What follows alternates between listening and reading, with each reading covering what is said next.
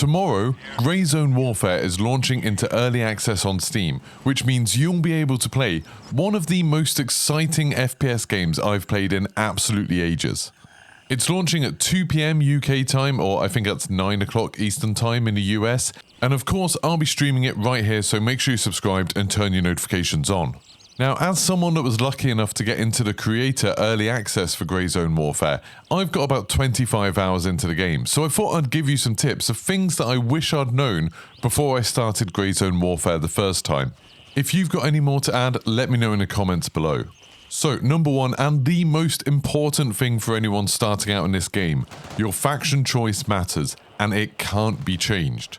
When you create a character, you pick from 3 factions, and it doesn't seem like that much of an important choice. There's a little bit of flavor text for each of the 3, Crimson Shield, Lemang, and Mithras, but in terms of gameplay, it doesn't matter. They start in different locations on the map, but they each have a copy of the same starting town, they have the same missions, they have the same base, they have access to all of the same equipment. They're basically identical other than the logo they have. The big problem is that players can only squad up with people from the same faction, and you can't change your faction until the next server wipe. That means if you choose Crimson Shield and your friend joins the Mang, you can't play together until the next wipe. There's also no way to go back, reset your character, or change that choice at all. So if you're idly going through character creation and you accidentally click on the wrong one, tough, you now can't play with your friends until the next wipe. It's probably my least favourite thing about the game, because if say you've got 2 groups of friends and one group of friends picks one faction and another group of friends pick another faction, you've now just got to choose one group of friends to play with. I wish the game let you have multiple characters or reset your character when you wanted to. It absolutely sucks that you can't, but right now, when you're starting up the game, you need to think carefully about your faction and talk to the other people you want to play with to try and organise to make sure you're all in the same one. For what it's worth, I'll be in Crimson Shield like I was for the early access, so if you want a chance to play with me and for me to help you out, make sure you join Crimson Shield. My second tip is that you should do the missions right from the beginning. It's super tempting to explore and get stuck into PvP early on, think that maybe if you go to some of the more difficult areas you'll be able to get better weapons, but completing missions will reward you with money, items, new vendors, and most importantly, map knowledge. The missions are interesting, and they range from going to like a specified location, like a certain town, and killing a certain number of enemies, to exploring and finding secrets hidden in entire towns or bunkers. Sometimes it'll just kind of give you a clue and say, hey, you need to look out for something that looks like a hideout, and then you need to go find that hideout. I really enjoyed them. They really gave me a good sort of sense of the map. They let me discover these places in a natural way, and they give a great structure to your gameplay. I think they're really, really well designed, and they'll naturally take you from the starting areas into more challenging areas and slowly introduce you to PvP. It's also a huge amount of fun just to help other people with them. If at any point you're lost or you're stuck with a mission, just ask another player, and I'm sure a lot of people will be able to and will be willing to help you out. On that note though, I would say don't reach for guides straight away. I think I'd have had a lot less fun with the early access if I'd already have known where every single objective was. There were some missions where I'd look around for like 10 minutes, couldn't find them, and then I'd ask for help. But I think if I'd just been able to look it up in a YouTube video or on a guide, it kind of would have killed some of that exploration for me. There's a lot of fun kind of going around trying to gather clues, trying to work out where things are, and hopefully they've fixed some of the weird bits of mission text that didn't really line up with where the actual objectives were. There was a couple of things like it would say something was southeast and it was actually northwest, I think because they'd copied the mission text between all of the different starter towns. But if they fixed those things, it's just a nice way of exploring the towns. And I'm saying that as somebody that will probably make some YouTube guides for how to complete the missions. I just don't think you should use them as a first resort, just go to them if you really get stuck. My third tip is probably the most difficult one to do, but you need to forget the gear fear. This was some really good advice a friend gave me about Escape from Tarkov ages ago, but a big part of this kind of game is gear fear, that worrying about losing the items you have. It makes the game tense, but it also leads to you never using the best items you find in case you lose them. In the early access period of Grey Zone Warfare, I found what looked like a really good sniper rifle super early on, and then I never used it. I was just always thinking, oh, there'll be a mission coming up at some point where I really need it, so I want to have it for that, so I'll just keep it safe. It's just never going to work like that. You need to let go, accept that you're likely to lose everything, and just use it. That way you get to have fun with every object you find. As soon as you find a gun, it's like, oh, brilliant, I'm going to get to use this now. And you never really come across missions, or at least I haven't come across missions in the 25 hours I've played so far, where I really specifically need a certain item. As you work your way through the missions, you obviously open up new vendors, and the vendors get better items as you level them up. So a lot of things that seem amazing early on, later on you can just buy for not very much money. So it's much better to use things as soon as you find them. Gear is also a lot more plentiful than it seems early on. You can't carry a lot with you, obviously. You can only sort of generally carry 2 or maybe 3 guns at a time. But a lot of the time when you're out on missions, you will discover caches and you'll get to know certain locations where there's likely to be a spawn, there's likely to be some good weapons, or you'll get involved in PvP and you'll start picking up weapons off the dead players.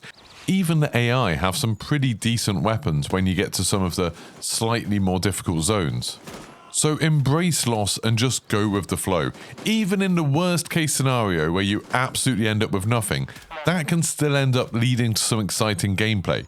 I saw a bunch of creators in early access end up with no money, no weapons, and they were having a lot of fun kind of just going into the towns to try and scavenge what they could, to try and take out guards even though they had very, very limited resources. And that was an exciting thing too. Just embrace the narrative of it, just go and have some fun. My 4th tip for you is to help other players. Some of the most fun I had with the early access was when another player in a base or maybe in a town was asking for some help with a mission. They're asking where something was or saying that they'd just died and they needed to get back to their body. And I just hopped on a chopper with them. I was just like, yep, let's go. Let's see where this leads. Because maybe I knew the area or I'd already completed a mission or I just didn't have much to do. People are thankful when you do that, and you get to chat on the journey to and from the objective on the helicopter and when you're walking, and you'll often end up on an adventure along the way and maybe finding people who later on will be able to help you back. I really think this game is going to live or die based on its community, based on how people interact with each other. If everyone is just playing with comms off, they don't talk to each other, everyone plays it as basically a solo game, I think it's going to be super boring. But if we get that kind of spirit that there was in early access when a bunch of creators were playing, where people are just having a laugh with each other, people are helping each other out, this could be absolutely amazing. So try to be a part of that. Try to be the change you want to see in the world, or at least in Greyzone Warfare. And just if you see someone who needs help, take a little bit of time to go help them. My final tip for you today is probably the most unusual one, and that's to try walking. Much of the online discussion I've seen about Greyzone Warfare, particularly the criticism aimed at the game, has been about landing zone camping. So the idea that people can just sit and watch a landing zone and shoot people as soon as they get off a helicopter, stealing their loot and basically being safe because you're kind of helpless for that split second when you get off the helicopter. This definitely can and will happen, but it shouldn't happen more than once to you in the same session if you're smart. The map is deceptively small. It looks huge as you're flying over it, but you can easily walk across huge sections in much less time than you'd think. I decided to try and do some exploration when we were looking for anomalies at the end of early access, and we were walking across entire grid squares super fast. The big limit, to be honest, was how much food and water I'd decided to take. If you get shot at a landing zone, or you hear of other players complaining about it, just pick another landing zone a bit further away and walk over.